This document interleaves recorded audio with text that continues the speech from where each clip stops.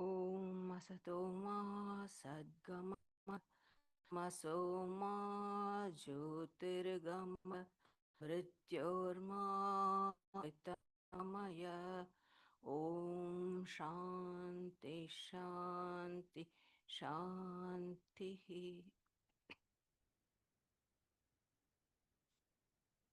So we are now discussing the second part of the Karma Yoga. Why are we led into the world of karma? As Vedantins, we prove karma, karma, karma. What impels me? Why do this happen? Why? What is the force that's impelling us? Quite obvious. One is desire. But desire, why? How did desire spring? What is the source of desire? Ignorance. So the source of desire is ignorance. Ignorance of what? Ignorance of one's own real nature. It's the root cause is this. Because I don't know my true nature, and hence something is impelling me to seek what? Of course, my true nature is Satchit Ananda. This craving for eternal existence. And we avoid pain, we avoid death, and we avoid what do you call somebody calling us stupid, ignorant, dullard. No, we can't stand it. Why? Our basic nature is awareness, consciousness, knowledge itself. Hence, ignorance is opposed to our nature. And we seek joy, bliss, because Ananda is our nature. It is this which is impelling us.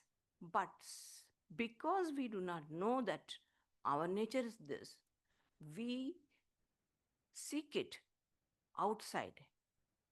We go out of our way in search of this, just like the musk deer. Musk deer going in search of the fragrance that is drawing it.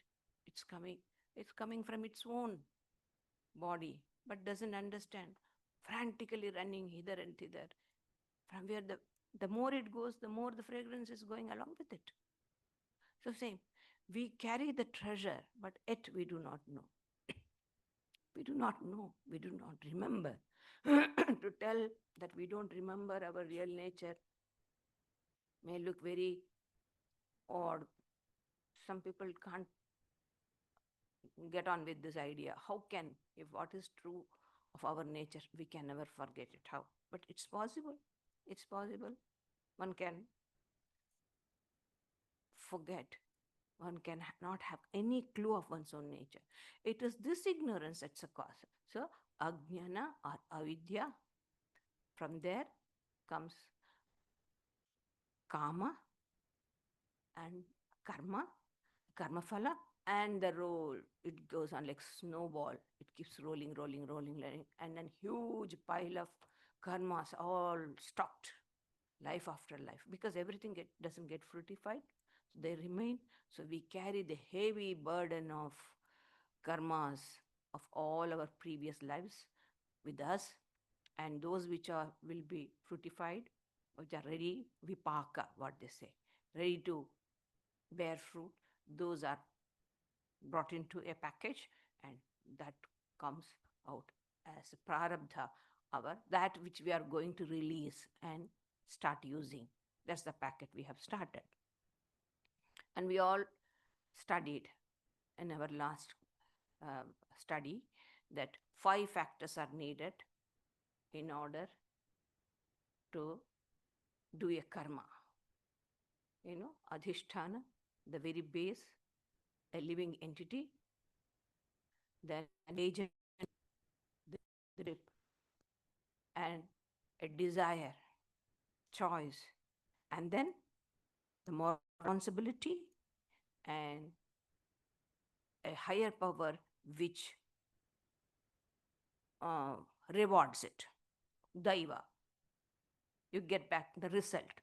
So all these five together, only then, be it a good or bad karma, these five factors are very essential. We read about it. And now, how are we to do the karma yoga? And karma yoga, immediately people will think, oh, no problem. No, no need of sitting in for meditation and no monotony. Just we can go around doing work. It's not the muscular movement or transformation of energy or anything. But karma yoga is, in fact, in truth, it's a mental discipline. It's not something about work. It's how we work. What are the processes that goes in? And I told you there needs a preparation for that also. Karma yoga we do as a purificatory as measures, but even that needs certain preparation. The most important one and the only is intense aspiration for higher life, something higher, something noble. If this aspiration is there, it can break the crust of and enable us to penetrate deep into ourselves. So aspiration is very important, and doing the work with a higher awareness is needed, coupled with discretion and detachment. These four things. Wherever you go, these factors are common to all the yogas. Now, how do we do the karma yoga? Broadly speaking, there are two ways of doing it. And the first way is what Swami Vivekananda calls it work for work's sake. Work for work's sake. Absolutely, it's called as nishkama karma. Absolutely, there is no self interest. Do something that will bring good. Doing something good because it will bring out good. That's the motive. Nothing else. No other motive.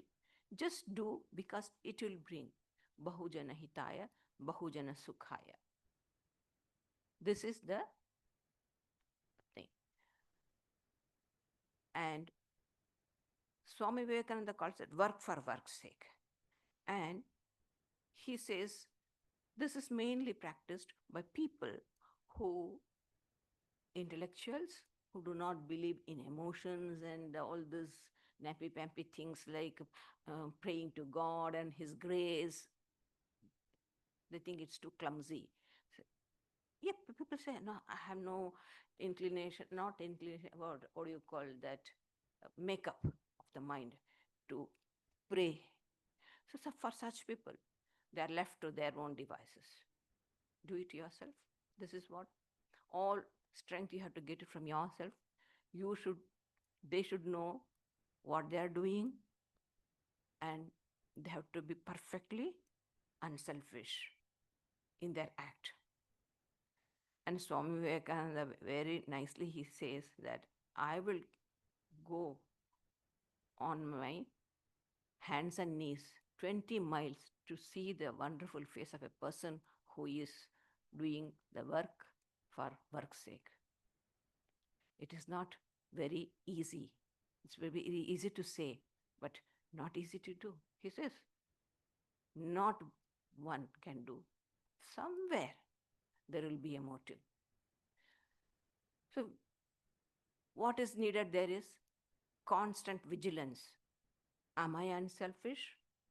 Am I really doing it just for work's sake? So this analysis should be there. The other point is, the other way of doing it, the same is as a witness, sakshi, sakshi awareness. I remember Ranganathanand Maharaj always used to tell us, always cultivate this attitude of sakshi. So always the nature alone is doing. Nature alone is doing. In the Bhagavad Gita, he says, Prakriti cha karmani kriyamanani sarvashah ahankara vimodhatma kartaham iti manyate. Nature alone, the gunas of the nature, does all the actions, everything, be it our physical body or the forces outside, everything is done by Prakriti, the nature. But man, the egotistic person, he appropriates what nature does and says that I have done it, I am doing it. Very even small, small things. I did it. So feel very happy, I did it. Supposing early morning I get up, I can't even twist my hand. What would I do then? What would I do? The capacity, the morning I get up and walk and do things, think. If I'm not able to do that, then how can I claim that certain acts I'm going to do? We don't have any capacity to do. It's everything is done by the nature, and our karma is there. As long as my karma is good, all my sense organs, all the body is functioning, don't know. This body is karmatanu. Human body is called as karmatanu. Only human body. And all the other bodies are bhogatanu. They work out. They work out their karma. Bhoga means not enjoyment, working out certain experiences you get. Work out. All the other bodies are working out. Look at the animals and things like that. They constantly work out. They cannot create a new karma. Only human beings can create. So human body is a karmatanu. The rest all in this whole planet, all the other organisms they just work out their karma. Once that bit of karma is exhausted, they just perish, go away. They get next better body, because there are so many karma stocks. So it is released. And we do not know how they work. Shri Krishna has said, don't break your head in knowing how karma works. Gahana karmano gatihi. Inscrutable is the way karma works. So, Sakshi awareness, we are expected to look upon ourselves as non doing, akarta. Akarta. Atman is all pervading. There is no movement or actions in Atman. Atman is always a witness.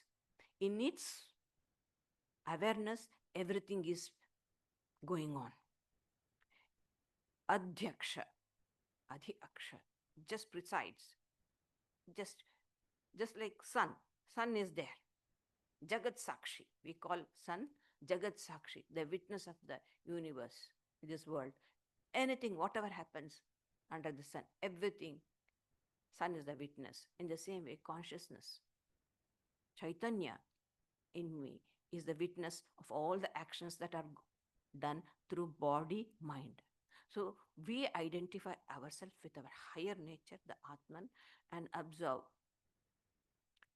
The gunas are working with gunas. I am beyond the gunas. I withdraw myself and look upon myself as a witness. So this helps us. So this is one way of doing. All the actions are being done. Not that I sit and do those analysis. Somebody, a brahmachari joining the order, he said, the Swami, I need 18 hours for analysis, self-analysis. 18 hours in a day he needs for self-analysis.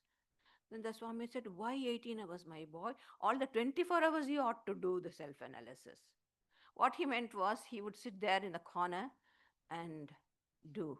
Self analysis is not that. It's constantly, it goes on with our work. I do something. Am I doing this as a karma yoga, or am I doing it just to, uh, what do you call, for my pride, to, um, what do you call, for my sake?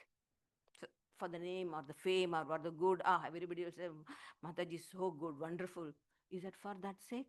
Or am I doing it unselfishly? So constant self-analysis is not is something you sit on your asana and do. It constantly it has to go with every act. So this is one. And another is to perform the attitude of yajna. Yajna. The day Friday class you had the discussion, isn't it, about yajna, concept of yajna. Yajna is this whole the Bhagavad Gita speaks of it. Prajapati, he first, this yajna came into existence. It is, and we have every year when Sri Ramakrishna's birthday comes, Mataji reads the Purusha Sukta, wherein the Purusha, the cosmic self, becomes the sacrifice and the sacrificial. He himself becomes an object of sacrifice. And out of that sacrifice, everything, the whole cosmos, the whole universe, everything comes out of it. So this is, and this cosmic energy or the self gives sustenance to the whole universe for each individual. So each individual is given a chance for a small, short span of life to participate in this sacred sacrifice called yajna. So we, and it sustains us. We draw all what is needed for us from this universal life. But the same, the greed of the man, Ranganathan Maharaj used to say, there is enough in this universe for the need of every person, but it isn't enough for the greed of the person. For our need, nature is providing enough, but not to satisfy the greed of the humans. So what happens when out of greed we take and hoard it? Then there is the disturbance. There's a disturbance. See, even the present uh, climate change is a consequence of the greed of man. We humans appropriate everything and destroying the nature. And what is, we are disturbing the nature. It's for the greed of man. So this yajna, this huge cosmic sacrifice is going on. And every one of us have to depend on it. We cannot arrogantly say, no, I don't depend on any bit. The breathing, the air what you're taking from the universal. How can you deny? Interdependence is the law of nature. And we have to, whether we like it or not, take from the universal life, but never hoard it. The moment we hoard, we are disturbing the smooth functioning of the dharma evam pravartitam chakram. It's a cycle, it's going on. And the moment we hoard, we are disturbing it. And so we need to pay back, give back our share. We've got to contribute it. And so there is nothing fun when we say, oh, we contribute to the community. We take pride in that. I work for the community. I contribute to the community. There's nothing great. It's a naturalness. It's a naturalness of karma yoga. Is also another aspect of karma yoga. It's the fundamental characteristics of yoga. There's nothing unnatural, something extraordinary we are doing. No, that is how it has to be done. That's something natural. We take and we don't hoard it, we give back to this. So this participation in the sacred, every act, whatever, wealth, love, anything, whatever we have, we can give. If nothing is there, we can pray. That is also, we are contributing our share to this yajna in this. So to do work with this attitude, so work for work's sake means this. It's good to do something because it will bring good to everybody.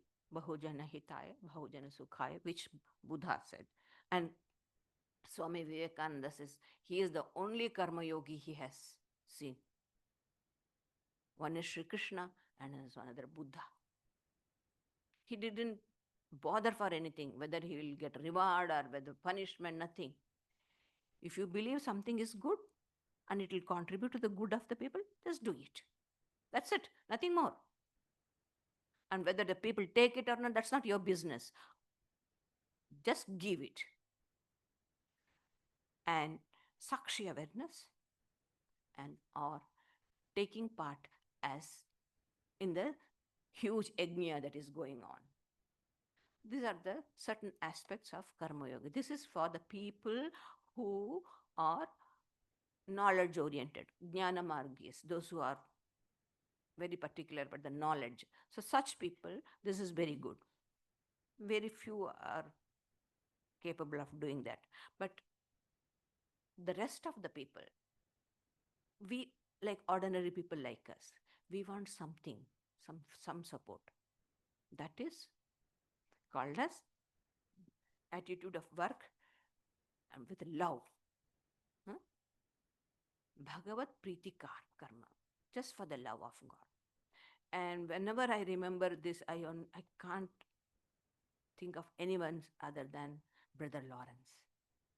Wonderful example. He is working in the kitchen. He is just turning the pancakes. That is for the love of Christ. What an amazing act. It's just nothing. But the act becomes so great, so sublime, act of worship. And if there is nothing, then he thanks Christ for giving him the opportunity to do that. Thanksgiving. So this Bhagavad Pritikama, there's nothing else, no other motive, just to love, to please God. We all have our chosen deity, Ishta, for example, maybe Rama or Krishna or Divine Mother or whatever it is, whomever we love. We love. See, when we love somebody, what's the first thing we do? We give something. We express our love by giving something. You bring something because you love and you give it. This sharing, giving is an expression of love. Same way, when we love God, we give him what? Through our act. All our acts we give as an object of love. Everything can be given as love. One act we do, and we need not consider that as an act. You can consider it as a flower offering to Sri Ramakrishna, to Christ, to Krishna, to anyone whom you love. Personal God. There's a story, I don't know, this is a story made or whatever it is. Once, Arjuna always felt, that he is a great, what you call, friend of Krishna. Krishna loves him and he loves Krishna. None else love Krishna more than him. This sort of a pride and he had.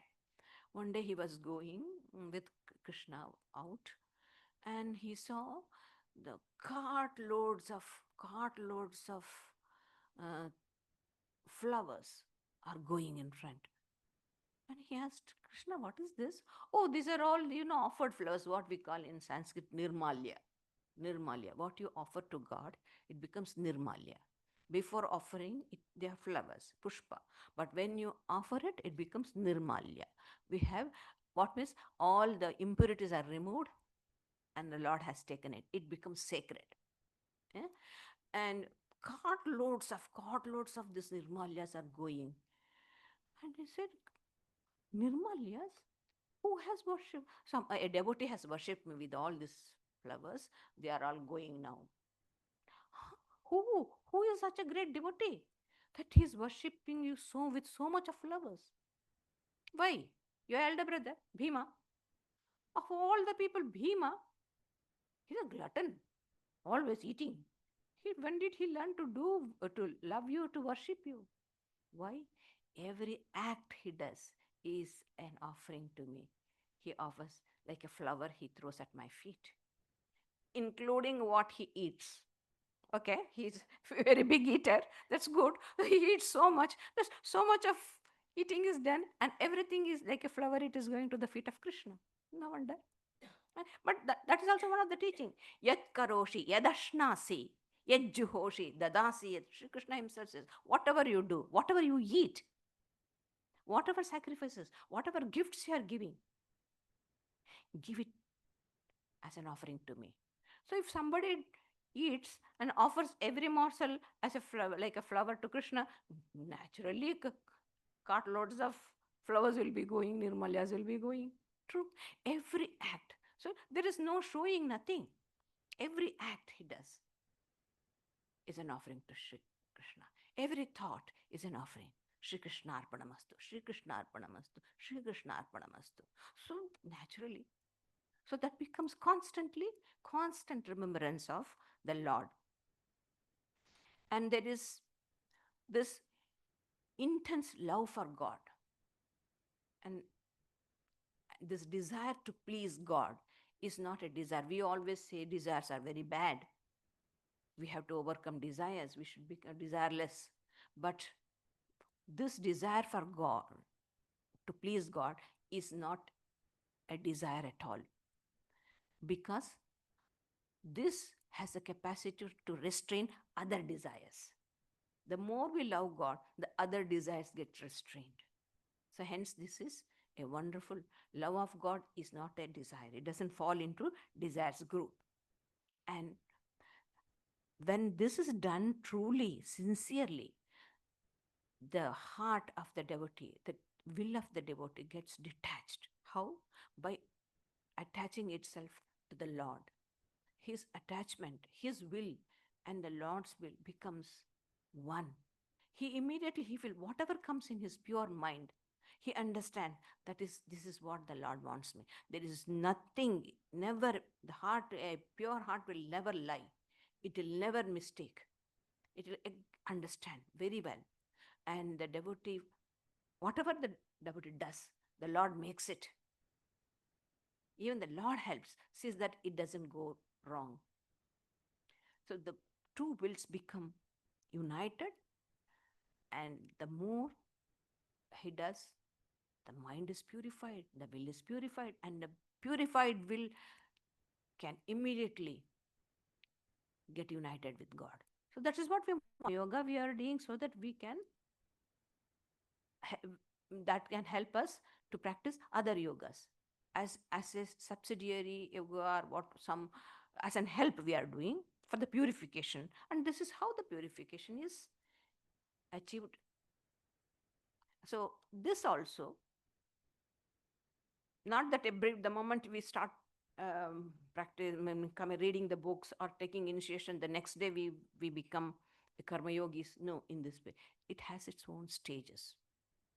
In the beginning, it's not possible to look upon everything very sacred. So this is sacred, this is secular. These differences is there, but we want to convert the secular into sacred. We do, but we are not able to do. So what we do, we offer the results of the action. We are not able to look upon the act itself as sacred, but we act. And Lord, I do not know whether it is right or not, whether I have done it. I have tried my best to do it. Here I offer it to you. Do whatever you want with it. So the result outcome is for the Lord. And it's not just lip word. The mind gets strength. if something adverse happen, because there are so many factors in a work, it's not just what I do, what I think, my intelligence, my understanding is not the end in itself, because I'm doing an act which has other factors, other people are there, so many other factors are there. So it may not be up to the expectation, the results may not be right, but because I have tried to do it to the best of my ability and have offered it to the divine, I get strength even to accept a wrong outcome. The outcome may not be correct, but it gives me strength to accept it. So what more do I need? That's what I want, to accept the things. So this is one thing. And grace of God is there. That's another big thing. Here, we do not like the egoistic way, no, I can't pray for the grace or anything. No, no, I can't do that. Like a Gani. No. But here, we depend on the Lord. Enable me to do it. Enable me to do this work in the right attitude. This is one. So in the beginning, work and worship both goes together. You sit for meditation. If we pray, Lord, the day is beginning. May I do my work properly. May I do it with higher understanding. Give me the strength. Give me the right understanding, the buddhi. Buddhi yoga. See, karma yoga is called as buddhi yoga. With the yoga buddhi, we do it with a higher awareness. So give me that understanding. Give me the right intellect. Dhiyo yona prachodaya. Make my intellect clear so that I can understand and do things. Because karma means clashes of wills. Quite a few egos are work together. There is a clash. So this prayer in the morning, when we do, may we do the work in a right attitude as an adoration to you. This prayer comes. So work is there and worship also is there. Go through. So this is duality. And then as we progress, our minds understand, we understand that the Lord to whom I'm praying is within me. He's the inner controller, Antaryamin. It's also a duality, but then we know that we are under the power of a higher being. Protection and guidance, both we are getting through that. So what we do? Work as worship we do. Work and worship. Now work as worship. Whatever I do is tavaradhanam. Yadyat karma karomi tat sarvam tavaradhanam. Whatever I am doing is your aradhana.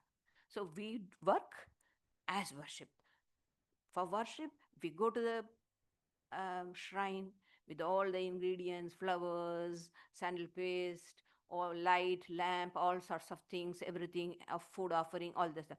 But when we go to schools, teach, hospitals, so we take the tray or the file of a patient.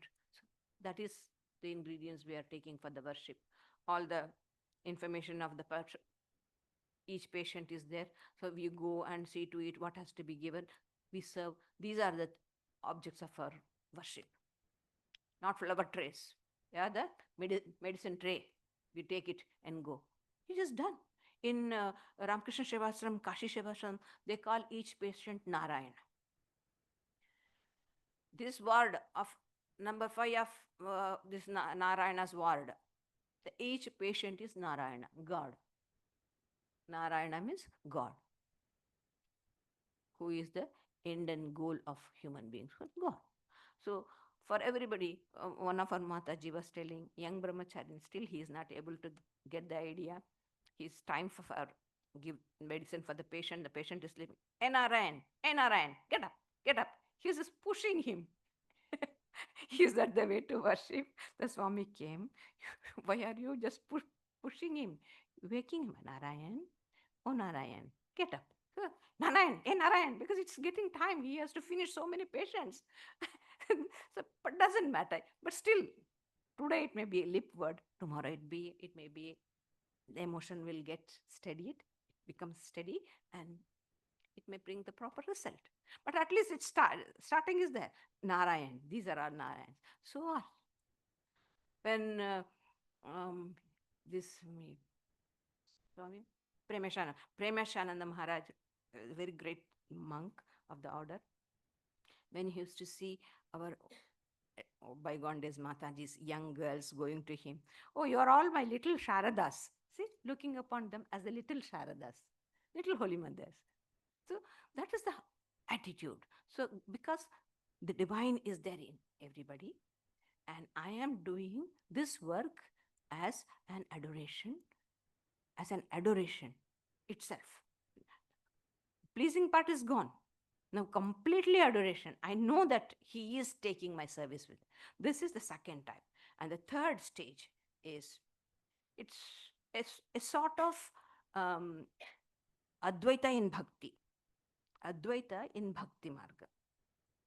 Identity, feeling oneness with the divine. This comes that we know it's a monastic way of doing things. Then we understand God alone is doing. I am nowhere. I am not at all here. It is He who is doing with my body, mind as His instruments. He is doing all this work. And when the ideas deepen so much, it's not that God is there in him and he is doing. No. It's not we are worshipping God as man. No. Man himself becomes God. Swamiji says the worship of Shiva. Where else do you go? In every jiva, he is there. Loving him is loving God. So he doesn't see the difference. The man has become God, God has become him. To that extent, he has evolved in the spiritual. What has happened? Progressively, the ego has gone. I told you in the preview of before starting these talks, the problem with us is ego. It is the ego which separates. Like yesterday, Mataji was teaching the little girl, asking the question, what is Jivatman? She asked. See, there's a vast ocean. In that, you put a big pot. The pot gets submerged, water remains in it. So, the water within the pot is what do you call, for temporarily, it has isolated or divided. The whole water is one, the water in the pot. So, this is the ego which makes I am an individual. So this body, mind, intellect, ego, these are the pots. It's not just one pot. If the body dies, some people have this funny idea. The moment a person dies, he'll become one with the Brahman. No, no, no, no. There is another body, subtle body, which is more persistent and which can bring out new bodies, physical bodies, and it's very hard to dissolve that. And then there's another body, causal body. There are so many bodies are there. So gross body, subtle body, causal body, all this. But these bodies make me feel that I am. But with the ego reduction, with the reduction of the ego, this starts getting dissolved or become transparent, wherein the light of the self flashes out. And not only that, I feel the divine within me tangibly, and the light goes out, and the whole universe is also revealed in new light. So this is the third step. Progressively, it goes. And but in all this, slight tinge of ego is there. I, thou, these ideas are there. Even what do you call, when we go to the causal body, very, very transparent. Sri Ramakrishna says it's just like a glass, and the light is there in the lantern, but the glass is there. That is the one. You feel you can touch the light. No, there is a fine, very but that light, that glass is not an obstacle. Light comes still. So fine, just that fine sense of egoism is just for enjoyment. I, the child, you, the mother, or I, the servant, you, the master. I thou relationship. But it's absolutely harmless. It's highly, what do you call, elevated experience. Very, very, what do you call, highly evolved persons can have this type of uh, experience, and this, and whatever they do, is not a karma yoga at all. They started it as a karma yoga, but what has happened? It has become already bhakti yoga. It's no more a karma yoga. It's no more a karma or karma yoga. It has become bhakti yoga. This is what Swamiji has taught karma yoga for us in two ways. One, we say that Swamiji has taught a new karma yoga where we can, even without going to a temple, without mm, praying to a personal God, we can do. Now, he hasn't taught a new karma yoga. He has taught a new jnana yoga, which does not necessitate for you to do long hours of meditation to isolate yourself where girvan get out. No, in the field of karma, you can be a gnani. This is the new, and the same, he has taught a new bhakti path. The karma, when we look upon karma as devotion or worship, the very word worship makes it entirely different. It no more becomes a karma, it has already become bhakti. Not even karma yoga. You cannot even confine it.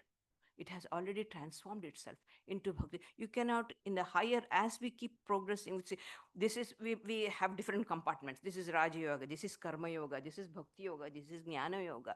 Okay? Synthesis. Adjust in the beginning, they are all different. But as we progress, everything gets combined.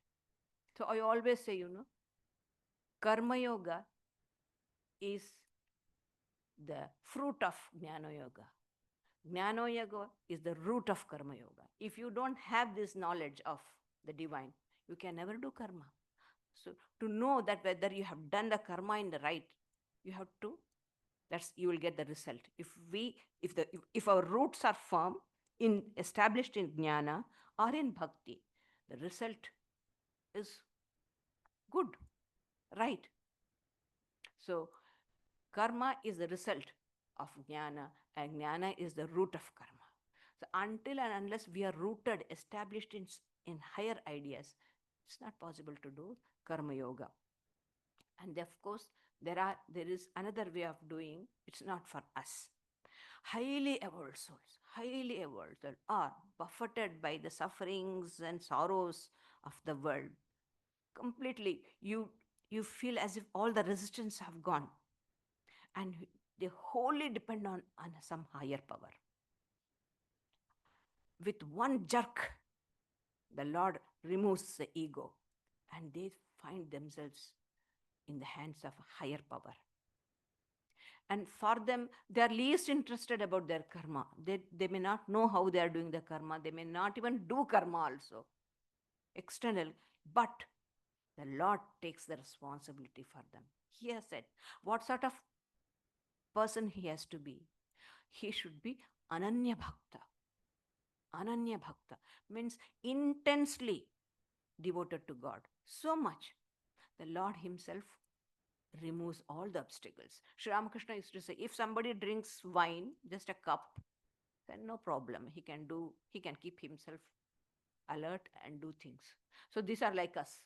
People like us, we have got smooth going life, nothing. We can spare our time for meditation and do all this philosophical reading and all that.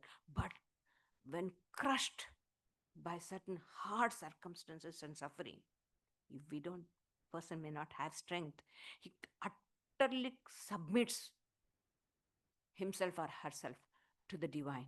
That's the prapatti marga. It is called as prapatti, complete surrenderance. Let the work go as it is. Sri Ramakrishna says, if a person drinks a lot, He won't be able to manage two sides, both sides. No. Fully drunk. Can't manage two sides. So, when the devotion to God, love of God, or our surrender becomes complete, then Lord takes over it. He says, Ananyashchintayanto mam ye jana paripasate tesham nityabhiyuktanam yogakshemam vahamyaham. He takes the responsibility for us. So many devotees we have seen in the life of the saints. They had achieved this Ananya Bhakti and hence the responsibility. And there's no karma at all. There's no karma. There is no ego. Everything, grace, grace, grace. From the beginning to end in their life, everything is for grace. Ramericha, we have the story of Rama's will. Because of Rama's will, I was able to sit and think of him. And because of Rama's will, the thieves came. And because of Rama's will, they dragged me and put the load, what they robbed, on my head. By Rama's will, I was taken, captured as a thief. And by Rama's will, I was taken to the court. And by Rama's will, I was found not guilty. And by Rama's will, I'm back. So everything is Rama's will and God's will. That is it. And another beautiful is to participate in the Leela, in the whole universe. Such devotees, they have got exuberant love for God. So much. Anything, everything is for them a Leela of God. Even utter suffering, pain, that also is Rabia, Saint Rabia. Going through so much of difficulties, yet so happy. She's so happy. Never thought, these are my sufferings. If there is suffering, if you feel the idea of suffering, then you can say, oh, there is a suffering. But everything is the play of God, love of God. It's the will of God. It's His play. And where is the suffering? Somebody asked, is it painful? Sorry, I don't understand it because I have taken it. From the beginning, I have had this idea of God's Leela has been taken. So everything happens. For such devotee, we might say, oh, the play of God. Look at those massacre that's going on. How can you call? I and you may think. But a person who is established in the love of God, he's least worried. Because even our worrying is not helping them. We are so much worried that so much of massacre is going on. We are so much concerned. Yet, are we able to do anything?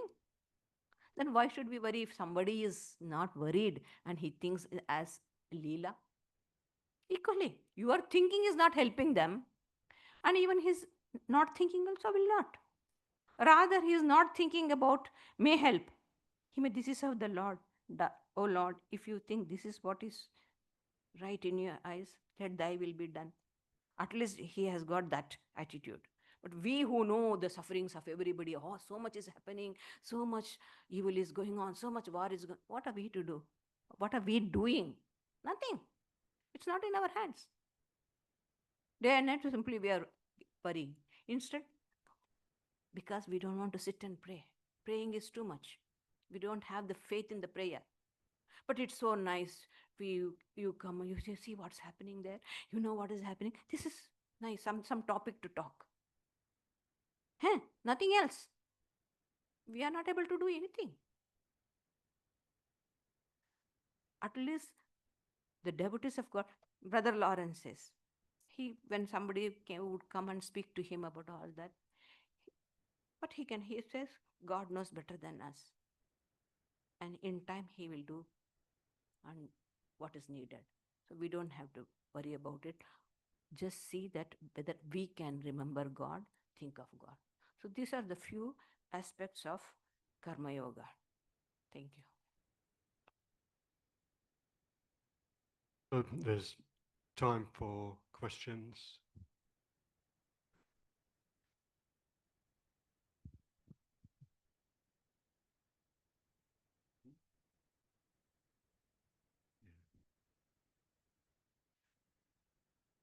Any questions?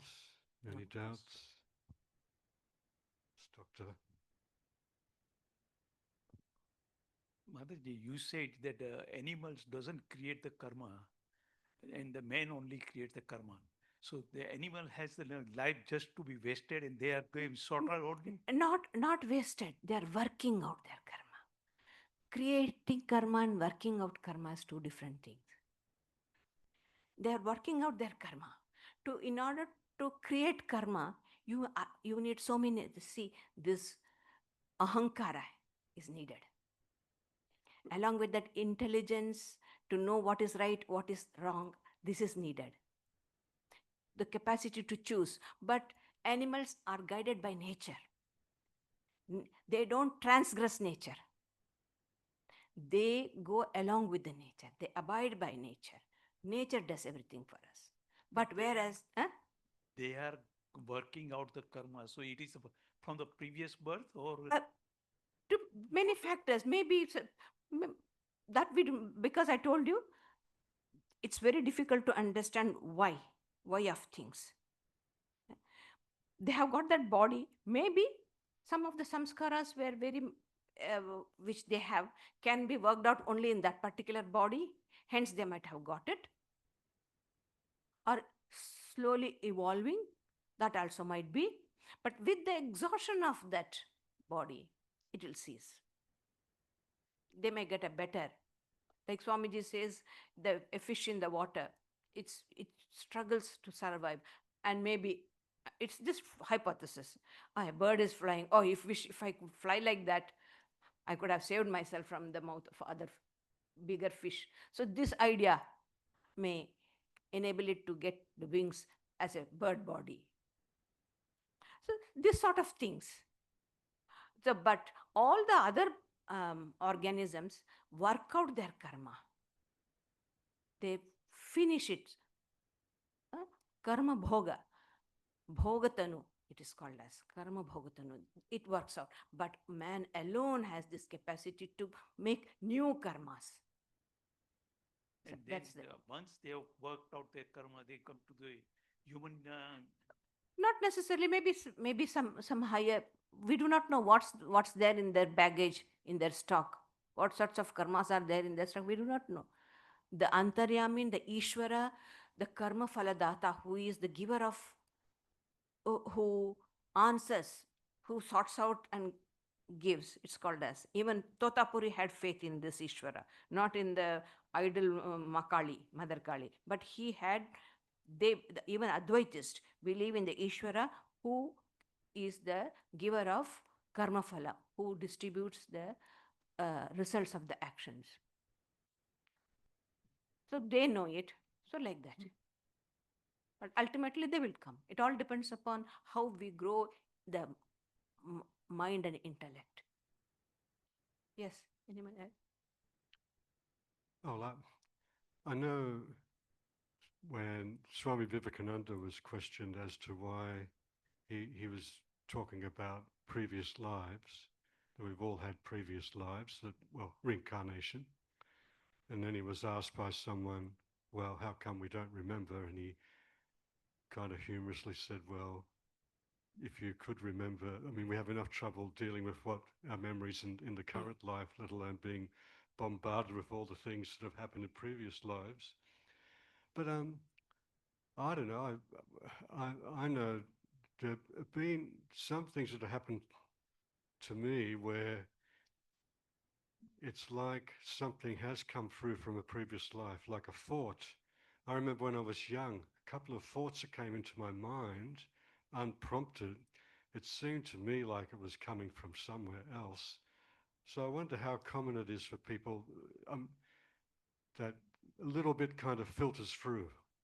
See, you said in your childhood, the childhood mind is still fresh. The samskaras which you have brought for this baggage, they have not become, the mind is not mature enough to sort it out and to work it. So it is still in its innocence. So it gets influenced. Those previous thoughts might come because of still it is fresh. But as we mature, as we grow, we forget it. We forget. And as far as this one, why don't you remember? Swamiji says, yes, it can be. He gives a beautiful example. He was speaking in English. He says, look, I'm speaking to you in English. In my conscious mind, there is nothing about my own language. But let me try.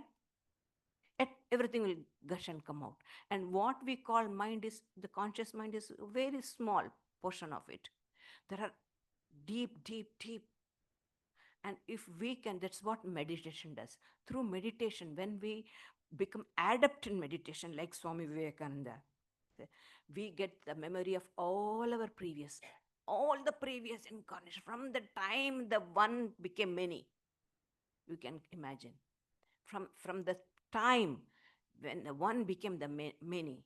And what are these innumerable, infinite incarnations we have taken, reincarnations we have taken, all them, then only they get utter disgust for the manifestation. No more manifestation.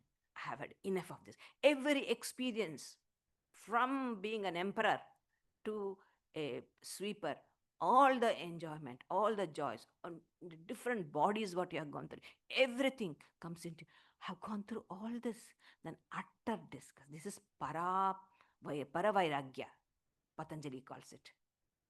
Not just this, old jati smrititva, all the incarnation, previous incarnations, what have gone through, it comes in a flash, just like on a canvas painting, everything comes. Then only a jiva gets utter disgust. So these experiences, yogis have got it. Patanjali, when he says, he is a scientist in this science of mind. So he says that means to say there must be, it can be. So conscious mind is a very, after all, how much it is? The unconscious is deeper. It can be possible.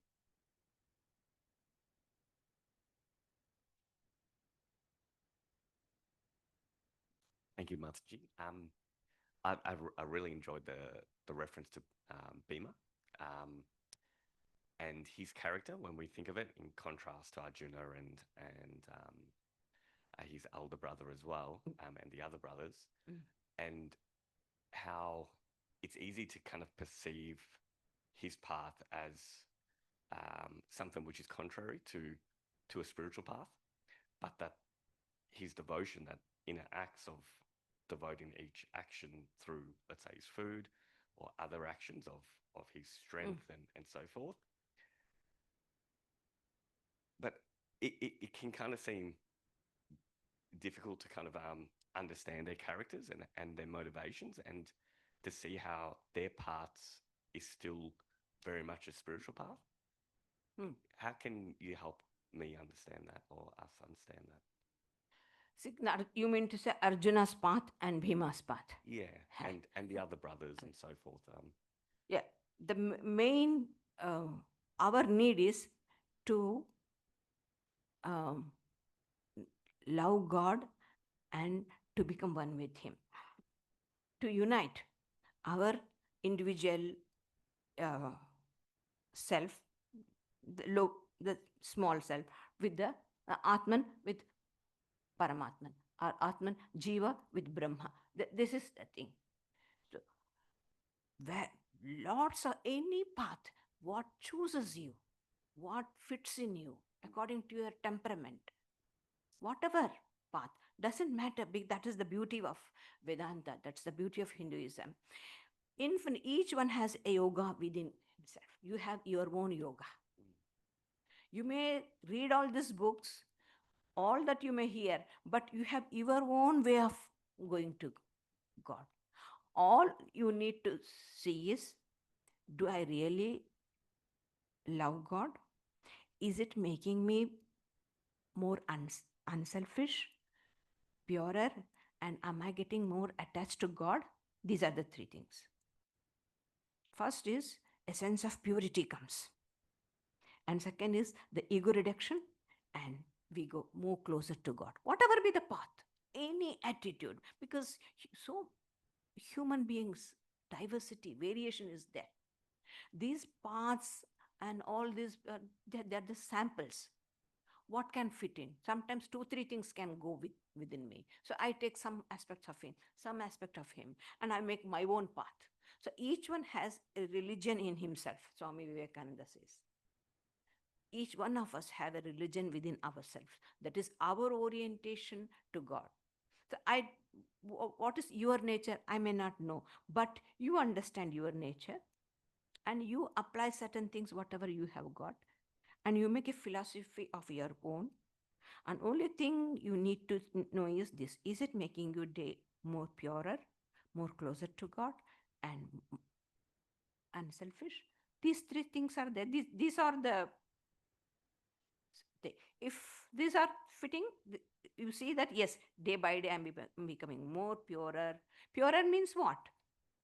Your capacity to think God is becoming clear. All the vagaries of the minds are reducing.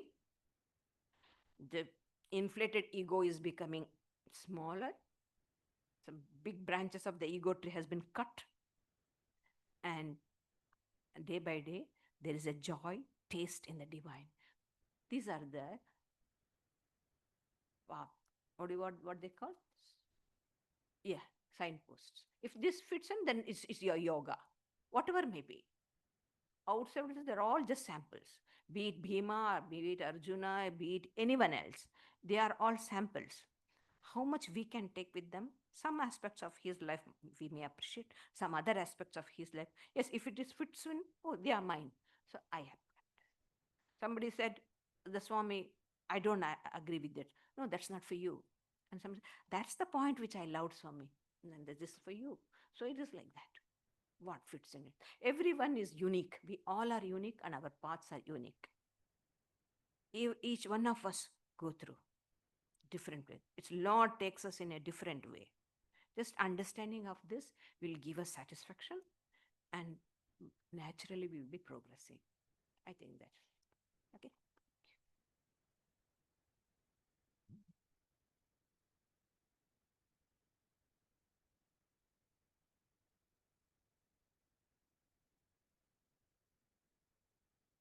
So please note we don't have the yoga class this Thursday. Next Friday we have the Gita discussion led by Gayatri Pranaji. Next Sunday there will be the Gospel of Sri Ramakrishna talks. And please note too that we have for members, we have the annual general meeting next Sunday afternoon.